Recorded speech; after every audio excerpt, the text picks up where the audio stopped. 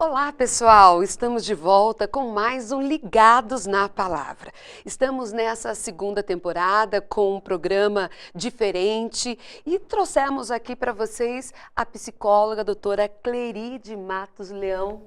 Tudo bem, doutora? Oi, Sara, tudo Seja bem? bem-vinda novamente. Obrigada. Que bom que você está aqui. Fica conosco para crescermos juntos nesse conhecimento. Exatamente. Vamos estar abordando durante esses programas vários temas, vários assuntos e esse que é tão polêmico aí, as pessoas, será que tem, será que não tem depressão? Como identificar? Enfim, fique ligadinho que você vai aprender mais sobre esse tema. E hoje, então, nós vamos tratar sobre depressão pós-parto. Já ouviu falar? Tenho certeza que sim. Então, fique ligadinho e até daqui a pouco.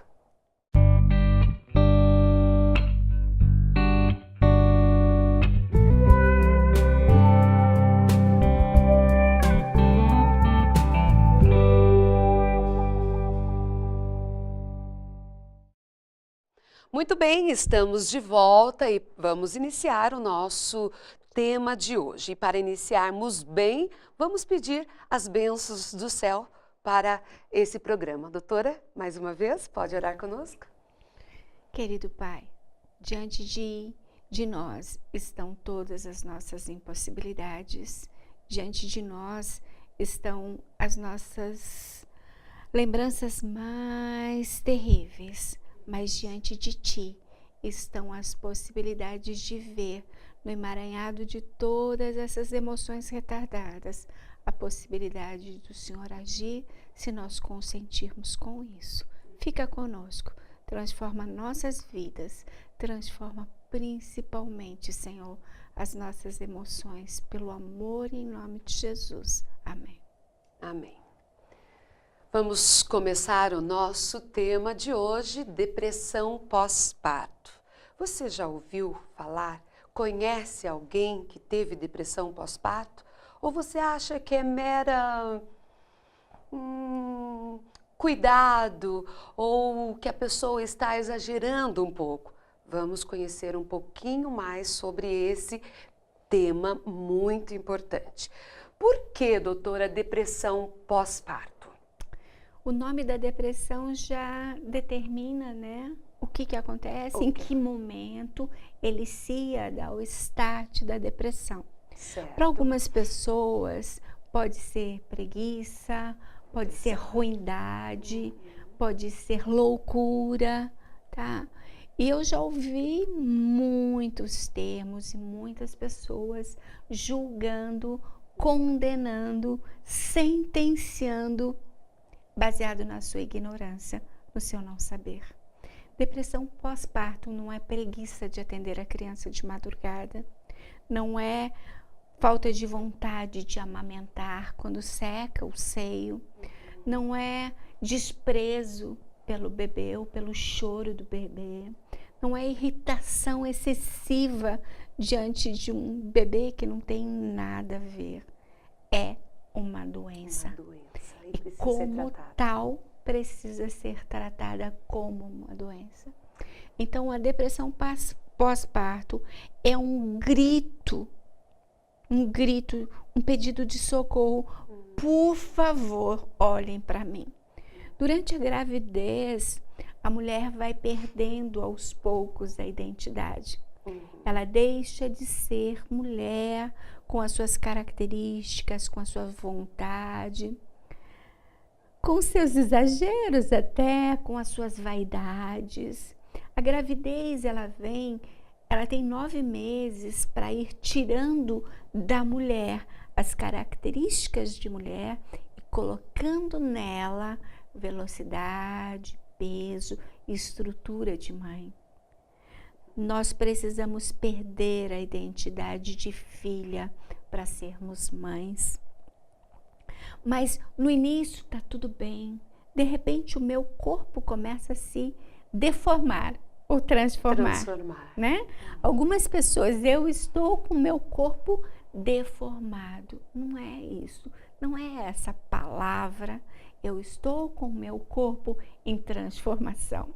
E a natureza é maravilhosa, regida por um Deus que é fantástico e que Ele amolda, Ele vai encapsulando, Ele vai envolvendo o corpo da mulher com um acolchoadinho para que o bebê, ao crescer lá dentro, ele esteja bem protegido.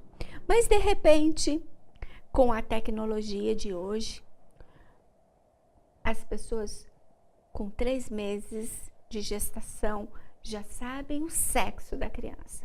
E talvez a rejeição dê o seu primeiro passo aí. Começa aí. Porque queria menina e vai vir menino. O pai queria menino para perpetuação da espécie e a mãe não tinha muita vontade. Mas de repente a mãe vem com o sexo determinado. Até, né? Tem algumas pessoas que estão tentando aí alterar um pouquinho essa nomenclatura de gênero. E um dia nós vamos falar sobre isso. Só existem 2 gêneros, 2 apenas. Feminino e masculino, ponto. Ponto. Todavia, existe predileção. Uma mulher pode querer muito uma amiga, uma companheira, não teve irmã, não teve mãe, foi criada só no meio de machos, como dizem. E deseja uma irmã, e deseja, sabe? É muito mais encantador botar fitinha no cabelo, botar penduricalhos pelo quarto. O menino já não tem tantos apelos, mas o homem fica pensando no seu macho, né? Na perpetuação do seu nome, ele vai carregar o meu nome para sempre. E daí o Joãozinho, o Enzo, o Artagãozinho começa a roubar a identidade da mãe. Ah, como que vai a Mariazinha? Como vai o Joãozinho? E a Sara sai de cena. Daí começam as reclamações. A barriga vai aumentando de peso. Imaginem homens, carreguem durante o dia inteiro, por todos os lugares que vocês forem, levantando e agachando uma melancia de 10 quilos. E eu quero ver qual vai ser o homem que vai chegar no final do dia e vai dizer que maravilha. Agora, segurar com as mãos é uma coisa. Agora imagine segurar com a pele da barriga. É assim que a mulher carrega o seu filho, querido homem. Nesse momento, a mulher já vai perdendo velocidade, habilidade, sonho, desejo, libido. E ela vai perdendo algumas características. O homem já olha para a mulher com outros olhos. Com outros olhos. Deixa de ser mulher nesse momento. Então já começam algumas perdas, que essas perdas, quando grudam a falta de um elemento químico no cérebro, dá o start da depressão. E muitas vezes, sabe, Sara, aquelas mães que esperaram muito tempo pela gestação, são essas as que correm mais risco de depressão pós-parto. Por quê? Pela ansiedade de não conseguir, de perder? O desejo compete. Nós, em todas as nossas transações afetivas, nós entramos com a loucura em primeiro lugar, porque tudo que é imaginário é louco, né? Eu imagino que os meus filhos nunca vão ser mal criados como os seus, né? Os meus filhos eu vou dar educação, os meus filhos vão tocar piano, os meus filhos vão passar no primeiro vestibular, os meus filhos vão ser lindos, vão escovar os dentes sem precisar mandar, né? São perfeitos. Veja, isto é o desejo idealizado de todos nós. Todos nós temos o nosso pedacinho, nosso continente de loucura. À medida que a realidade chega, não é bem assim. Eu ouço um choro e eu não sei significar.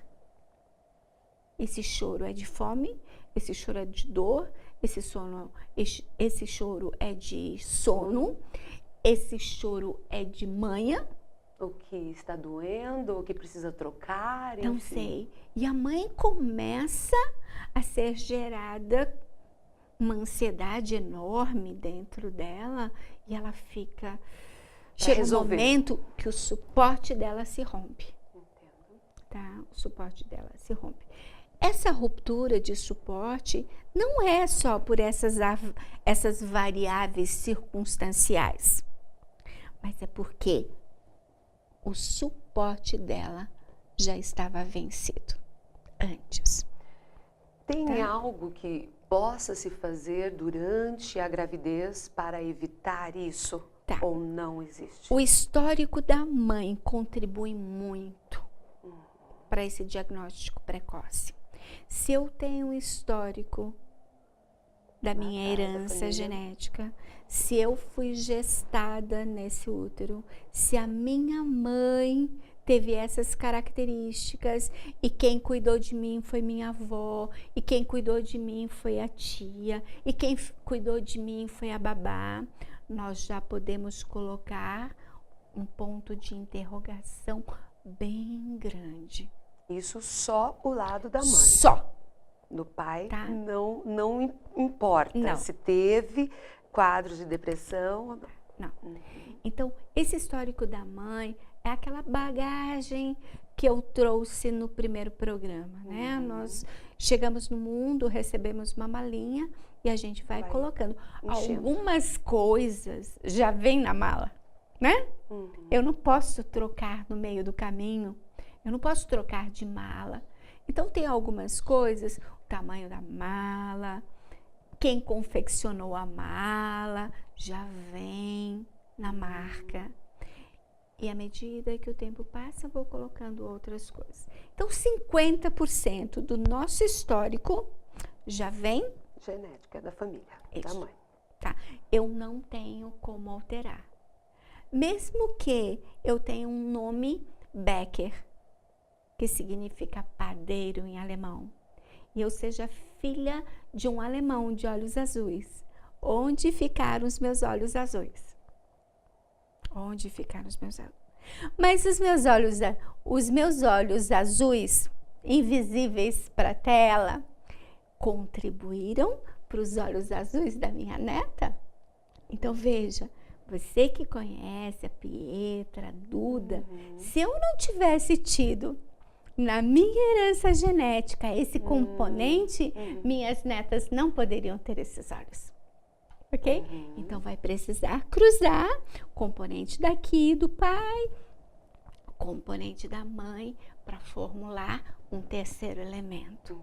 A depressão pós-parto, ela caminha recolhendo coisas da minha vida passada que contribui com 50% da definição de possibilidade de eu ter ou não depressão.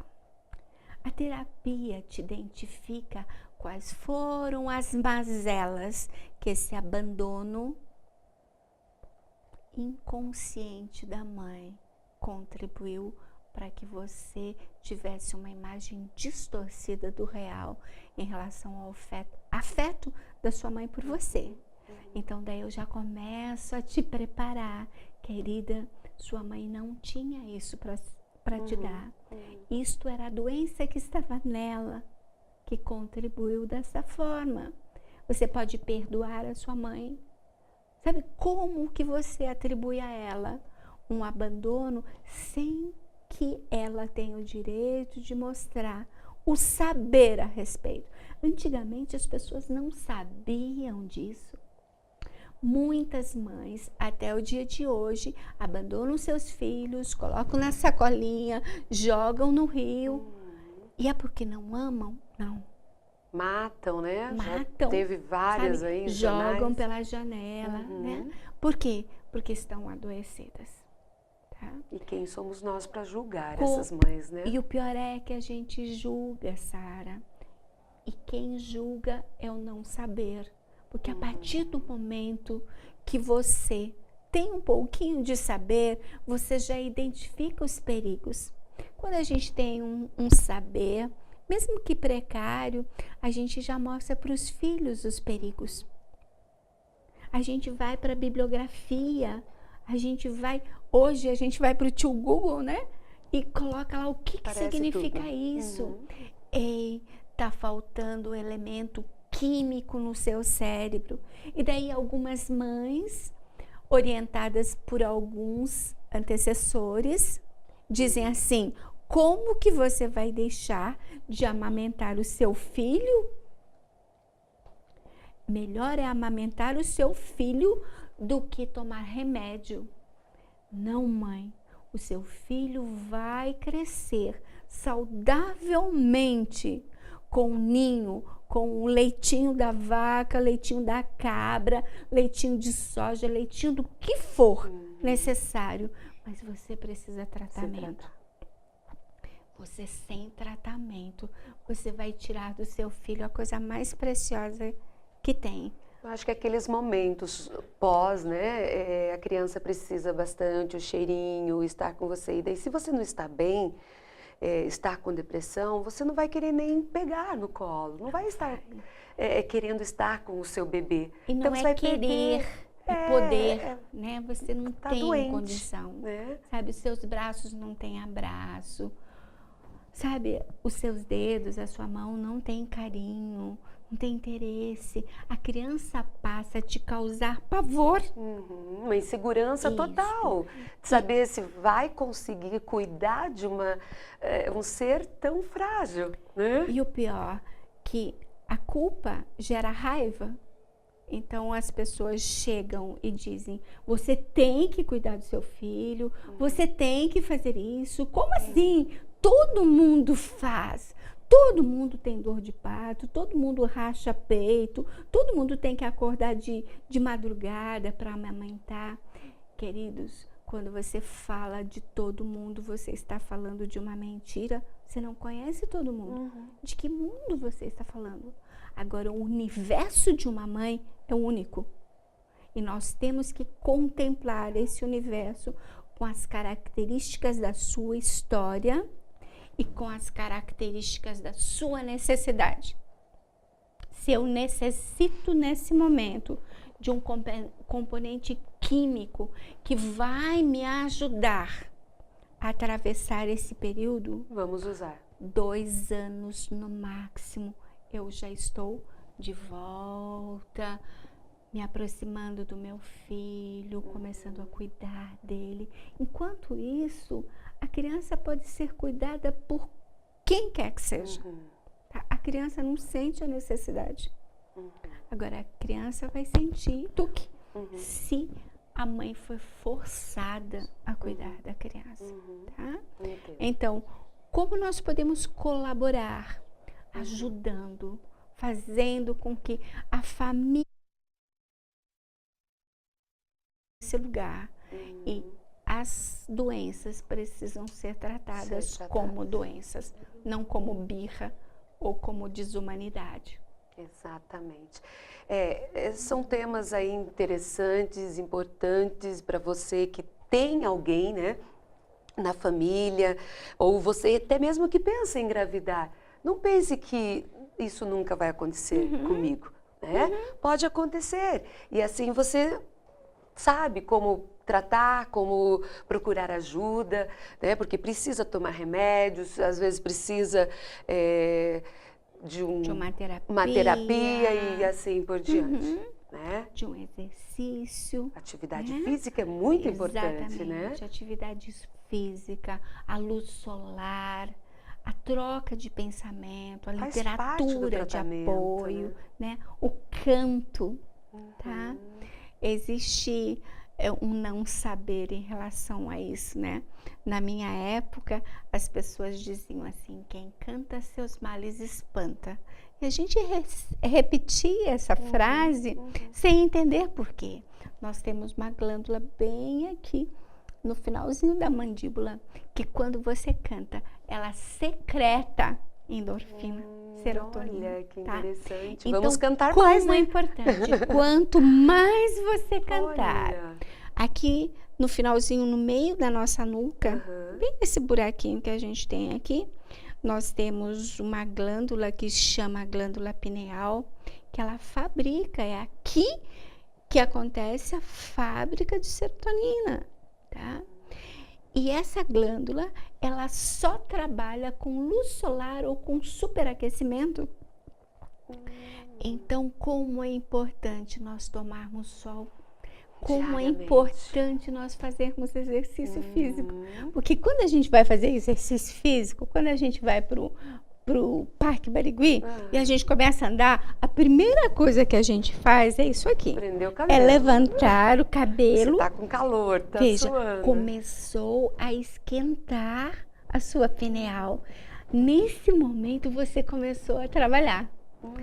E 40, não é 5 minutos de caminhada, viu? São 40 minutos em diante que você começa a fabricar o elemento que você vai necessitar para as suas atividades do dia. Então, não é uma vez cada semestre que você vai para o Parque Barigui, né? Olha só que interessante, como é viu? importante Só a gente importantíssimo. saber, né? Nós sabemos que a luz solar, água, a atividade física faz parte aí dos remédios naturais, né? Para as mães, né? Para as mães é muito importante saber que a banana é muito importante para a depressão pós-parto. E a casca da banana verde é muito importante para as dores do seu seio, para as rachaduras do seu seio. Muito bem, interessante, né? Tanta coisa aí que eu não sabia, tenho certeza que você também não. E, doutora, estamos caminhando aí para o final desse programa. Que peninha, Que pena. mais um, mas vamos continuar abordando esse assunto no próximo. E a última mensagem para as mães. Importante, Sara, que nós saibamos e que o amigo saiba também, que nós só estamos dando pinceladas, abrindo o interesse, abrindo a curiosidade. Depressão é doença, não é preguiça, não é sem vergonhice. Depressão é doença. Agora, quando sabedores desta doença, nós temos que entender que toda doença tem remédio. Toda doença precisa ser tratada. Todo remédio me leva à cura. Agora, quando eu resisto, a resistência, o retardo no diagnóstico, na aceitação, eu tenho um problema. Quando eu aceito, eu me entrego a alguém que vai ter um conhecimento, que vai me orientar, que vai ser parceiro comigo nessa caminhada. Caminhar junto. Okay? Muito obrigada, doutora. Olha, valeu muito e ficamos aí para o próximo programa continuar tratando desse assunto, não é mesmo? E é bom sabermos, fique ligado que no próximo encontro nós falaremos de um outro tipo de depressão que talvez você conheça alguém que a possua, que é a bipolaridade. Importante, hein? Atual. Muita gente aí bipolar, ok? Então vamos orar novamente, agradecer por mais esse programa e continue aí com a gente. Vamos lá. Querido Pai que habita nos altos céus, mais uma vez agradecemos por esses momentos. Obrigada por trazer a doutora Clery e explanar tão bem esses assuntos que é de grande importância para nós, Senhor. Venha estar conosco, venha estar com cada família de quem está assistindo e com os nossos também. Nós te pedimos, agradecemos hoje e sempre. Amém. Um abraço e até o próximo.